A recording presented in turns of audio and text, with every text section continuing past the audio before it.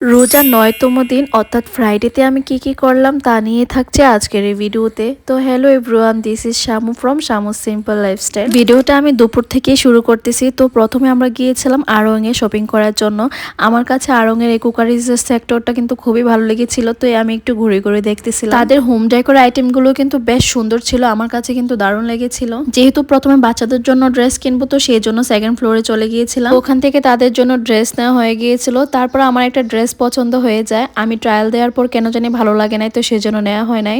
তারপর আমরা চলে যাই ইফতার করার জন্য দিঘির চাপে। বাজার থেকে নেওয়া এই সুন্দর ড্রেসটা আমি পরেছিলাম, খুবই কমফোর্টেবল। আমার কাছে কিন্তু তাদের কালেকশন সবসময় পছন্দ। রমজান উপলক্ষে দিঘির চাপ রেস্টুরেন্টে কিন্তু এবার খুব সুন্দরভাবে একটা সেট আপ দিয়েছে, মানে একসাথে বসে অনেকজন ইফতার করতে পারবে। রাজকীয় ভাবে ইফতার করার জন্য তাদের কিন্তু ভিআইপি জোন আছে। তো যাই হোক, এখানে আমরা দুইজন যেহেতু গিয়েছিলাম, তো আমরা প্ল্যাটার 2 এবং 3 অর্ডার করেছিলাম। মাশাআল্লাহ, খাবারগুলো কিন্তু খুব মজার ছিল।